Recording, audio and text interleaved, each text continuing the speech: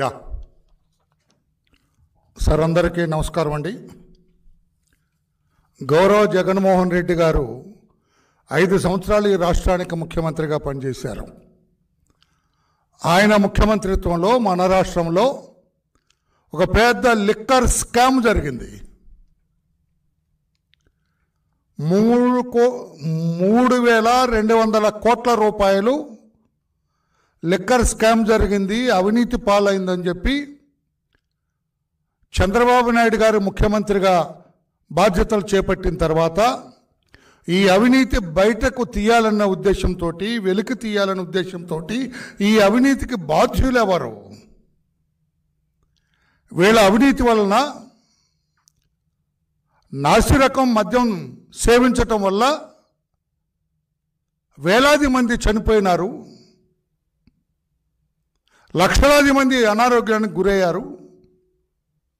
దానంతటికీ కారణం ఆ ప్రభుత్వంలో జరిగిన అవినీతి కారణం అని చెప్పి సిట్ వేశారు. ఆయన సిట్ దర్యాప్తు జరుగుతూ ఉంటే, సిట్ ఒక్కొక్కరిని అరెస్టు చేస్తూ ఉంటే, సిట్ దర్యాప్తు జరిగే తీరు చూచిన తర్వాత వైకాపాలో ఆనాడు అధికారంలో ఉన్న పెద్ద పెద్ద తలలన్నీ కూడా భుజాలు తడుముకుంటున్నాయి.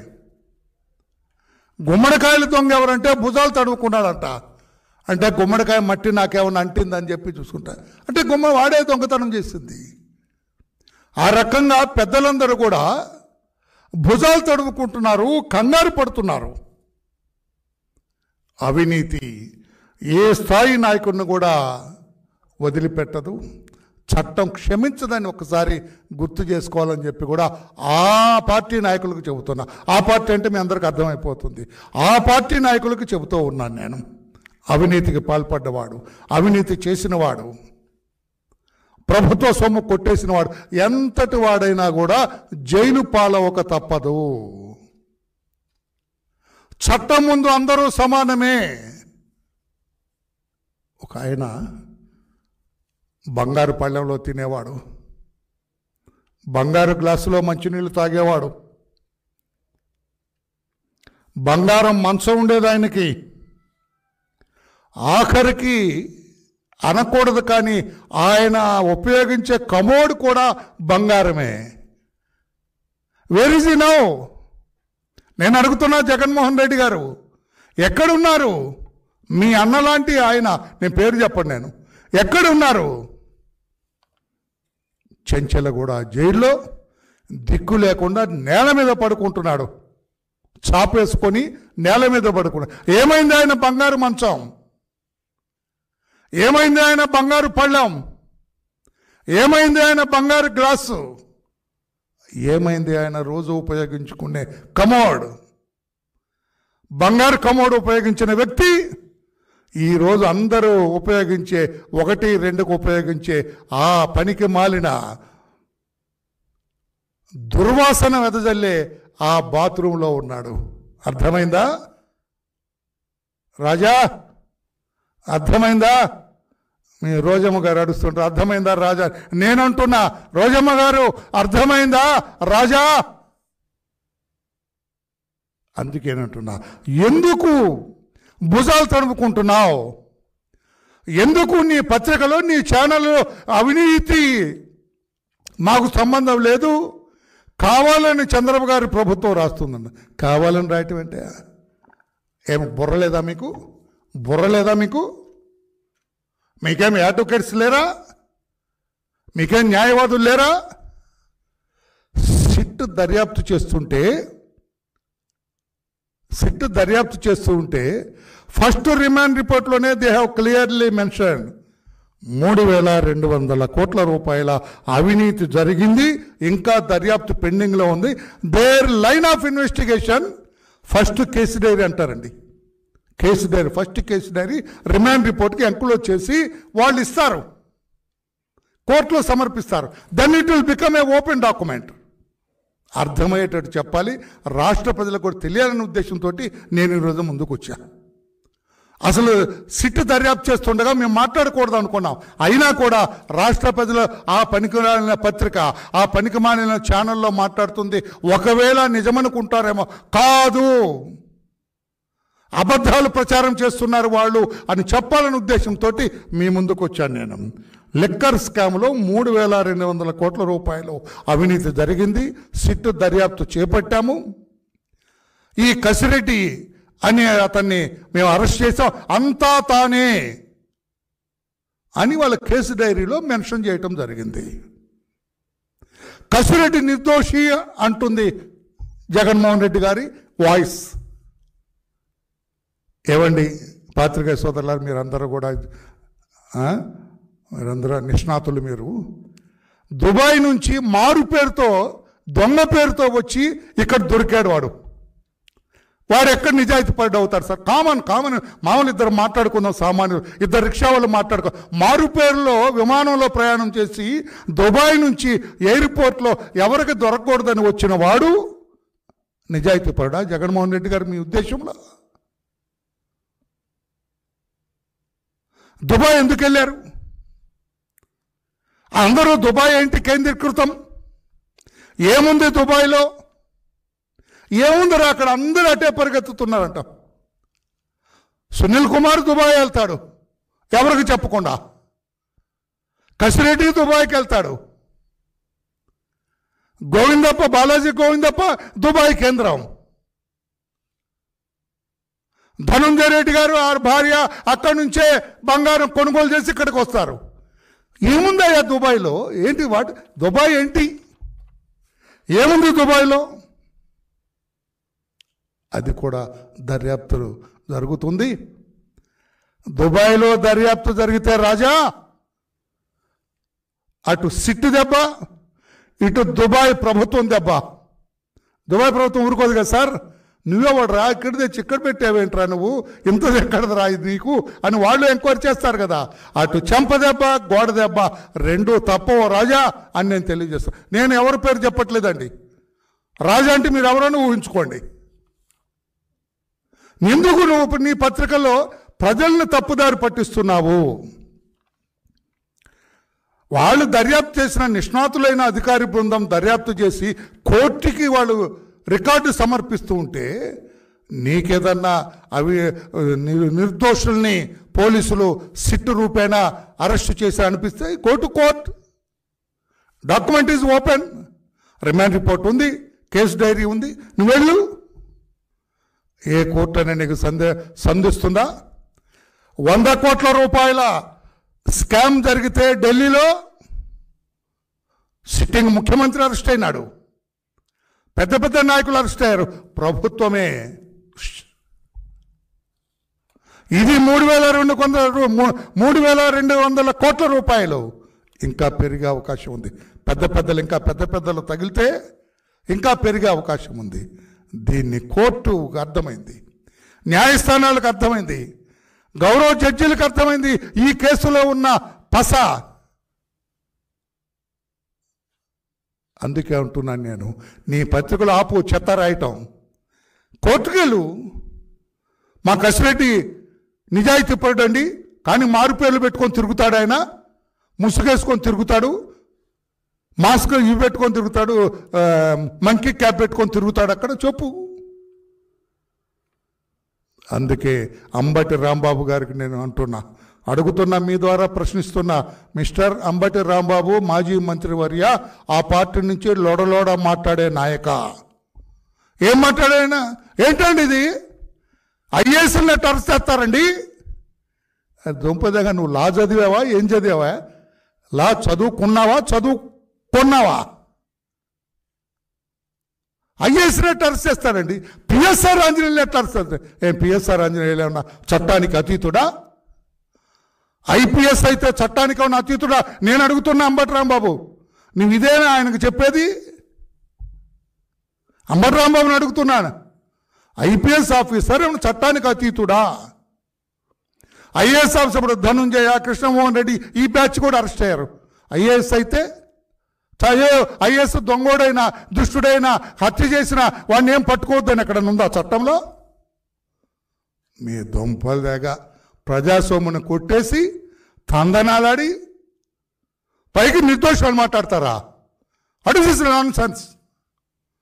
పైగా నువ్వు కోర్టు వేసుకొని కోర్టుకు వెళ్తావా? ఏదో జోకర్ లాగా. ఏం చెబుతావు జడ్జి గారి దగ్గర? సార్ ఐఏఎస్ని అరెస్ట్ చేశారు సార్ చంద్రబాబు గారు, ఆయన మీద చర్య తీసుకోండి అని చెబుతావా?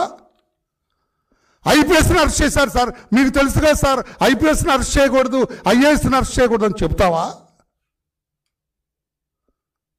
దేశ ప్రధాని 18 సంవత్సరాలు ప్రధాని చేసిన గౌరవ ఇందిరాగాంధీ గారు కానిస్టేబుల్ చల్ అని లోపలేసినాడు జైల్లో.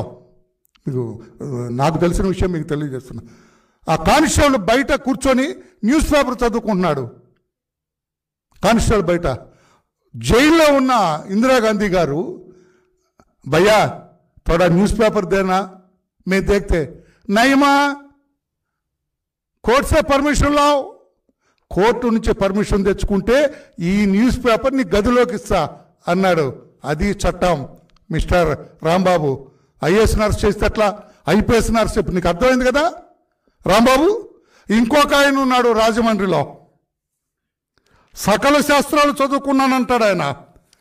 తాను మేధావినని, సర్వశాస్త్రాలు తనకు తెలుసునని గోడ మీద పిల్లిలాగా ఉంటూ తన దివంగత నాయకుడి కొడుకు ఏదో రకంగా సాయం చేసి మరలా అధికారంలోకి తీసుకురావాలని తపన పడుతూ ఉంటున్న ఆ పెద్ద మనిషికి తెలియజేస్తున్నా, ఐఏఎస్ అరెస్ట్ చేయకూడదండి.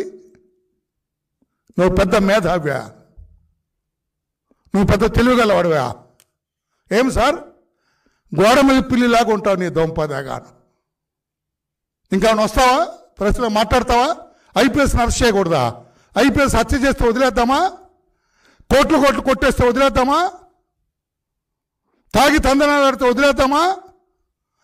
ఆడపిల్ల కొంగు లాగితే వదిలేద్దామా? ఏమిలా చదివినావా నువ్వు? ఎక్కడ చదివినావా? ఏ ఊళ్ళో చదువుకున్నావు? ఏనా బుడబుక్కల కాలేజీలో చదివినట్టున్నావు. ఇలా మాట్లాడొచ్చా మీరు? లా చదివి చట్టం తెలిసిన వాళ్ళగా ప్రజల్ని తప్పుదారి పట్టిస్తారా? రిమాండ్కి వెళ్ళారు ముద్దాయిలు, 7 ముద్దాయిలు రిమాండ్లో ఉన్నారు. Record is with you, that is open record. కోర్టులో మాట్లాడు. కోర్టుకి వెళ్తే గజ గజ గజ గజ వణుకుతున్నారు సార్. కోర్టుకి వెళ్తే కోర్టులకు అర్థమైంది, ఎస్ స్కామ్ జరిగింది, అక్కడ వేలాది కోట్ల రూపాయలు దోపిడీకి గురైంది అని న్యాయస్థానాలకు అర్థమైంది. 100 కోట్లకే ఆ రకంగా బిగించిన న్యాయస్థానం వేలాది కోట్ల రూపాయలు మీరు కొట్టేస్తే ఊరుకుంటుందా? అందుకే ఆ ఇద్దరు ఇందాక చెప్పిన గోడ మీద పిల్లి మన రాంబాబు ఇద్దరు కూడా తేలు కుట్టిన దొంగల్లాగా కిమ్మను కూడా కూర్చో, ఎక్కడ లేదు స్టేట్మెంటు. అవినీతి లిక్కర్ స్కామ్లో అవినీతి జరగలేదు అంటలేదు. ముఖ్యమంత్రి గారికి నేను సభాముఖంగా ధన్యవాదాలు తెలియజేస్తున్నా. ఒక మంచి సిట్ని నిష్ణాతులైన అధికారులతోటి సిట్ వేశారు. బ్రహ్మాండంగా దర్యాప్తు జరుగుతుంది. దర్యాప్తు గురించి కాస్త కోస్తో తెలిసిన వాడుగా నేను చెబుతున్నాను. నేను బ్రహ్మాండంగా దర్యాప్తు చేస్తున్నారు. అవినీతి పరులు, ఇంకా మిగిలిన అవినీతి పరుల గుండెల్లో రైళ్లు పరిగెత్తుతున్నాయని చెప్పి కూడా నేను తెలియజేస్తున్నా. ఆ ఇన్వెస్టిగేషన్ జరుగుతుంటే మీరెందుకు గజగజ వణుకుతున్నారు? మీరెందుకు తత్తరపడుతున్నారని చెప్పి నేను అడుగుతున్నా. మీకు తెలియదు బ్రదర్, ఎప్పుడైతే ధనుంజయ రెడ్డి ఐఏఎస్, కృష్ణమోహన్ రెడ్డి ఆయన కూడా ఐఏఎస్ వచ్చింది కదా, ఆయన తహసీల్దార్గా ఉన్నప్పుడు అయితే వెలగబెట్టాడంట. ఈరోజు చూశాను, అందులో కూడా నేను వెళ్ళట్లేదు. చాలా ఇట్లా తీస్తే చాలా వస్తాయి, అందువల్లలేదు. కృష్ణమోహన్ రెడ్డి వీళ్ళిద్దరిని అరెస్ట్ చేసిన తర్వాత పెద్ద పెద్ద తలలని కూడా షేక్ ఆడిచ్చారు సిట్ వాళ్ళు. పెద్ద పెద్ద తలలు, అవినీతి పరుల గుండెల్లో రైళ్లు పరిగెత్తుతున్నాయని చెప్పి కూడా నేను తెలియజేస్తున్నా. ఇదిలా ఉంటే నీ చెత్త పత్రికలు ఏమిటాయి నువ్వు రాయించేది? 3-4 పేజీలు రాయిస్తావా? అలా పత్రికేనా? That is your hand bill, కరపత్రిక. అది పత్రిక పేరు చెప్పట్లేదు నేను, అది పత్రిక కాదు నీది, అదొక కరపత్రిక. లేకపోతే 6 పేజీలు రాస్తావా? మీ వాళ్ళు అవినీతి ఎలా రాస్తావు? ఎవరిని నమ్మిస్తావు? ఈరోజు నేను నీకు చెబుతున్నాను, రాష్ట్ర ప్రజలందరికీ అర్థమైంది. వేలాది మంది చనిపోయినారు నీ దొంగ సారా, నీ స్పూరియస్ లిక్కర్ తాగి. నువ్వేం కోట్లు సంపాదించుకున్నావు, వాళ్ళేం మనుషులు పోగొట్టుకున్నారు. అందుకే చంద్రబాబు నాయుడు గారు స్పందించి సిట్ వేశారు.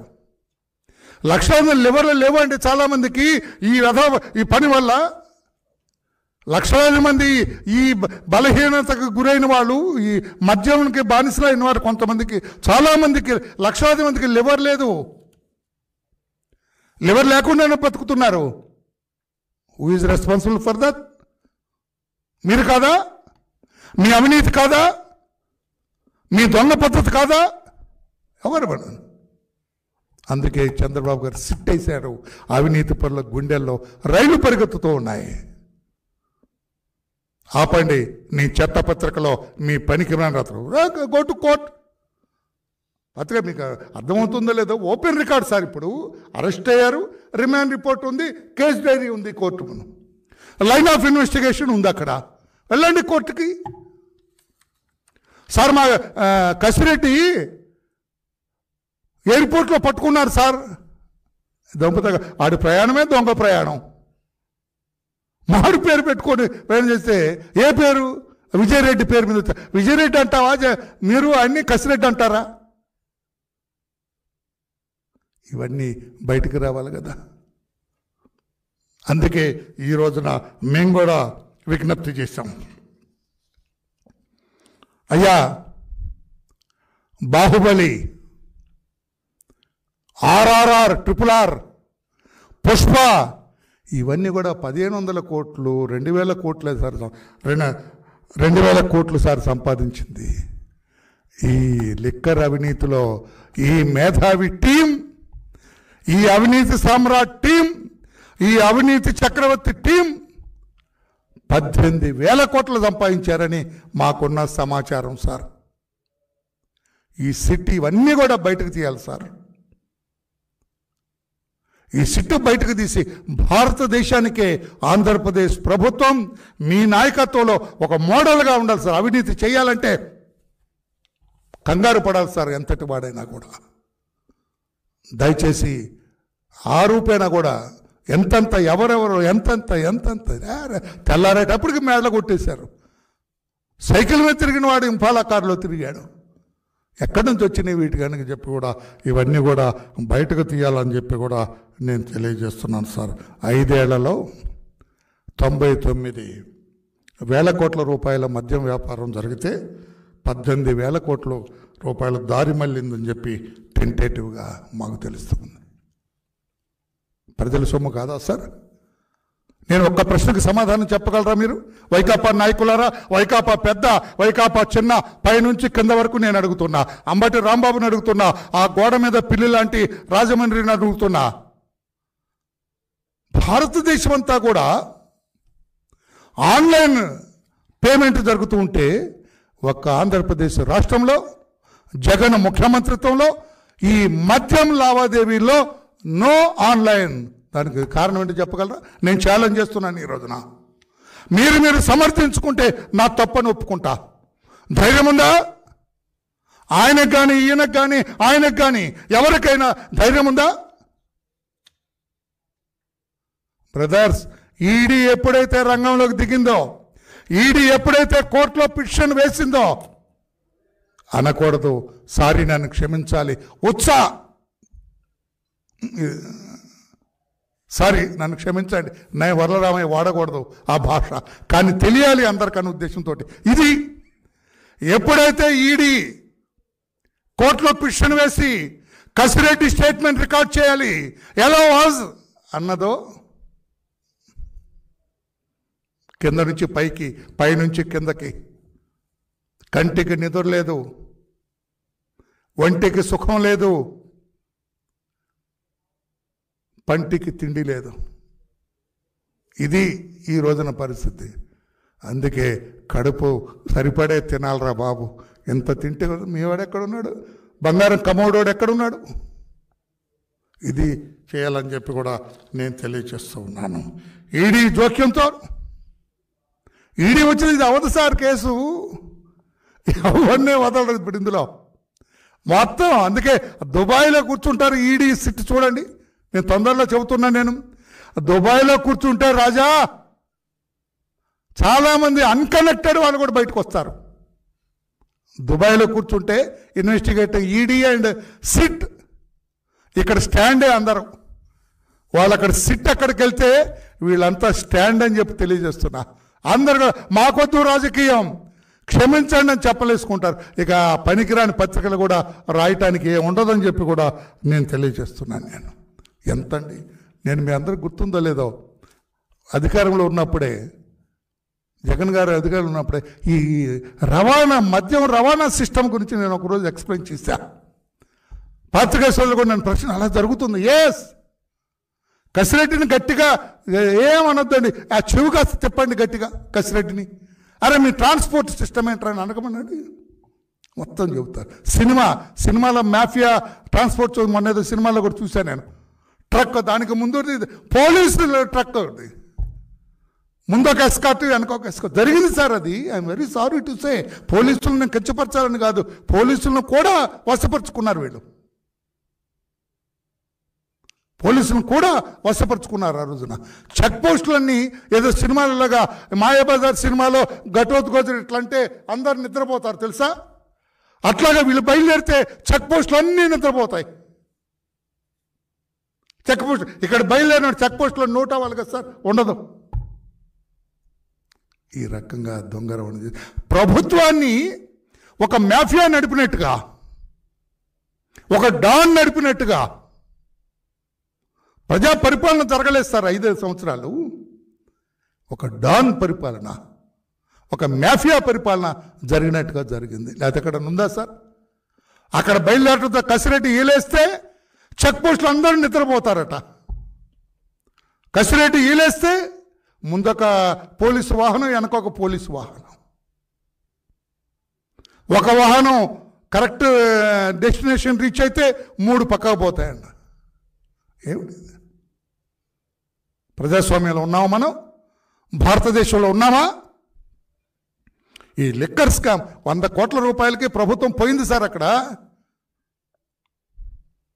ఎంతో గొప్పని చెప్పుకున్న Kejriwal where is he now?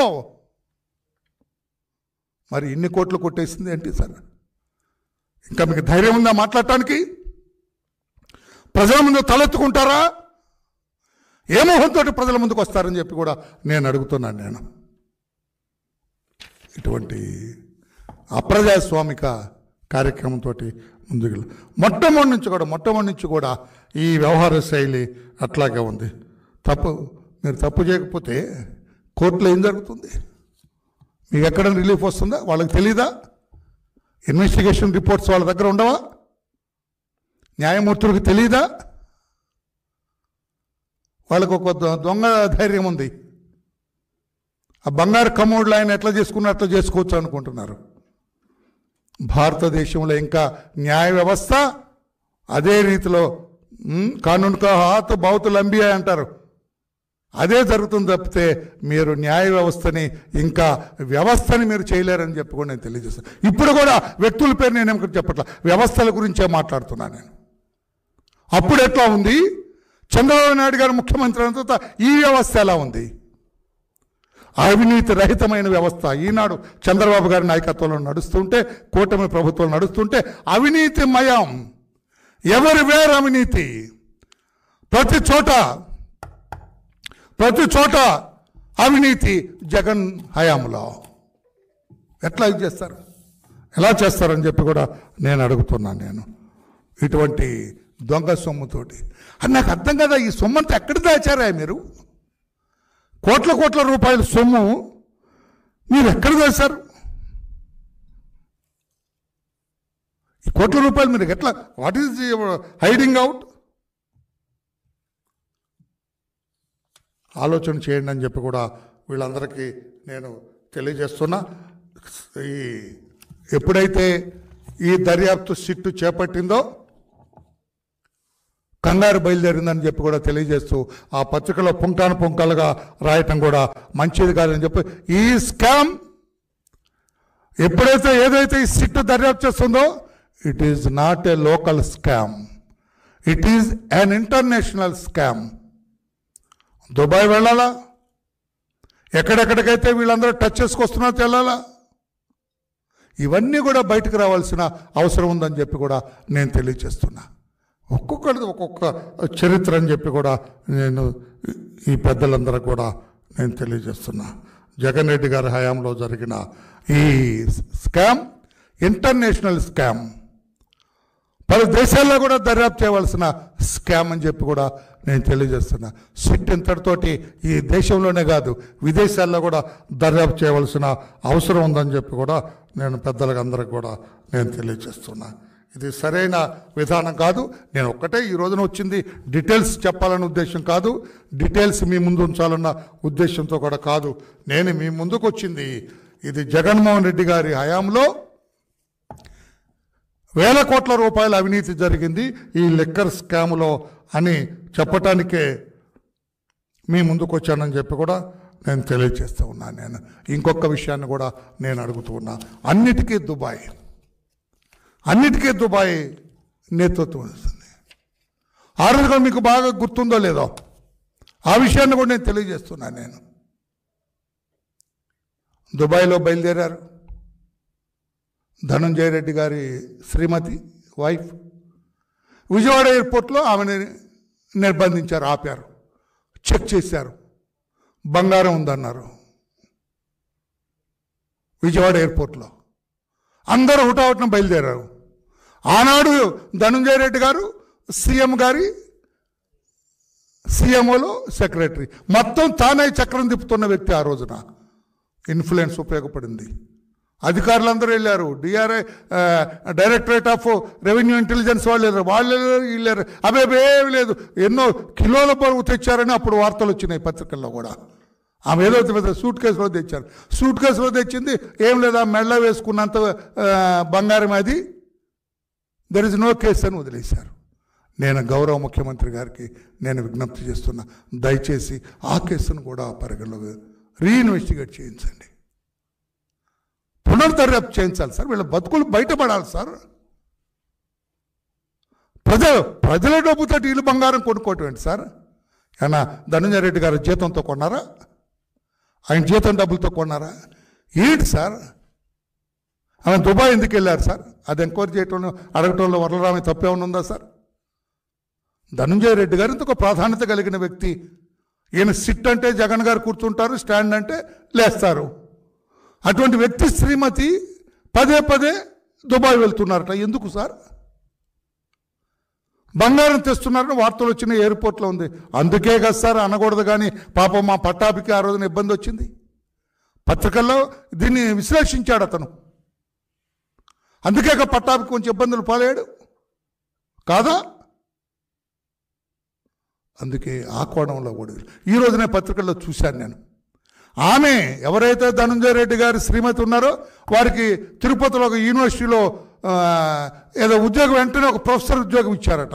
ఇవ్వటమే కాకుండా ఆమెకి స్పెషల్గా ఒక ఛాంబర్, ఏసీ ఛాంబర్ ఇచ్చారట. ఏ ప్రొఫెసర్కి లేదు, ఇక్కడ ఈమెకి ఇచ్చారు. ఏంటి సార్ ఇది? ప్రజలు మీకు అధికారం ఇచ్చింది, మీరు ఇష్టం వచ్చినట్టు వాడుకోమని. ప్రజలు మీకు అధికారం ఎందుకు ఇచ్చారండి? మీ అంతేవాసుల్ని, మీ బంధువుల్ని, మీ చుట్టాలని, తెలిసిన వాళ్ళని అందరినీ అధికారంలో పెట్టుకొని కొట్టేమనా ప్రజల సొమ్ము? అవసరమైతే అది కూడా దర్యాప్తు చేయాలి. వెదర్ షీఈ్ ఎలిజిబుల్ ప్రొఫెసర్గా ఉండటానికి. ఏ ప్రొఫెసర్గా లేని ఏసీ రూమ్ ఈమెకి ఎందుకు వచ్చింది? ఇవన్నీ కూడా దర్యాప్తు చేయాలని చెప్పి కూడా నేను కోరుతూ ఉన్నాను. నేను అవినీతి జరిగింది, దర్యాప్తు జరుగుతుంది. ఇంకా 3,200 కోట్ల నుంచి ఎన్ని కోట్లకు ఎగబాకుతుందో ఇది చూడాలి. ఎవరెవరు మెడకు చుట్టుకుంటుందో చూడాలి. ఏ ఏ దేశాల్లో ఈ మూలాలు ఉన్నాయో చూడాలని తెలియజేస్తూ నా రిక్వెస్ట్, రాష్ట్ర ప్రజలందరూ కూడా ఆ పనికిమాలిన పత్రికల్లో వచ్చినంత అబద్ధాల మూటలు తప్పితే నీతి నిజాయితీ నిజాలు లేవని చెప్పాలనే ఉద్దేశంతో మీ ముందుకు వచ్చా. Thank you everybody. Any question on this, you're at liberty to ask me. I will answer please.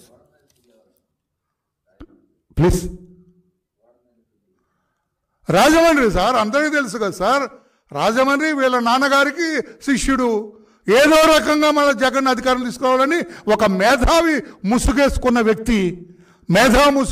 వ్యక్తి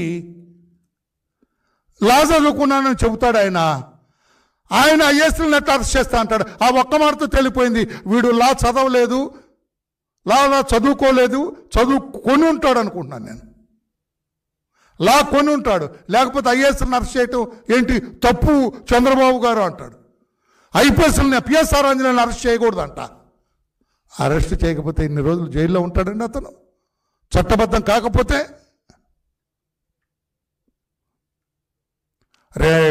ఎవరు ఇతను ధనంజయ రెడ్డి, కృష్ణమోహన్ రెడ్డి చట్టబద్ధంగా వాళ్ళు అరెస్ట్ కాకపోతే, అరెస్టుకు సరైన కారణంగా అయితే ఒక్క నిమిషం వాళ్ళని ఈ చట్టాలు నిర్బంధించగలవా? జైల్లో రిమాండ్కి పంపగలరా? ఇదొక్కటే సూత్రం సార్. రాష్ట్రపతులందరికీ నేను అదే విజ్ఞప్తి చేస్తాను. They have committed the mistake. అవినీతికి పాల్పడ్డారు వాళ్ళు. నీతిమంతులు నిజాయితీ పరులు అంటానికి వీల్లేదు. ఆయన మీకు ఇప్పుడు అర్థమైంది, నవ్వుతున్నారు. ఈయన అంబటి రాంబాబు నల్లకోట వేసుకొని మొన్న అక్కడ కోర్టులో నడుస్తున్నాడు. అతను రాజా, అంబటి రాజా మాట్లాడు, మరి మా నాయకులు తప్పు చేస్తే ఆ రిమాండ్ రిపోర్ట్ ఉంది కదా, వెళ్ళు కోర్టుకి. దొంపదగా ఊరికే నల్లకోట వేసుకుంటావు, నీ దొంపద కోర్టుకి వెళ్తావా అంటే అపహాస్యం చేస్తావు చట్టాన్ని, న్యాయమూర్తుల్ని అపహాస్యం చేయటానిక నువ్వు కోటేసుకొని వెళ్ళేది? ఏం మాట్లాడావా? ఏమన్నా మాట్లాడాడేనా న్యాయమూర్తులతోటి? అదే సినిమాలు వదిలేయండి సార్ మా వాళ్ళని అన్నావా? ఇచ్చేయండి సార్ బెయిల్ అంటారు సినిమాలో, చూసాము అది. Thank you. Any other question?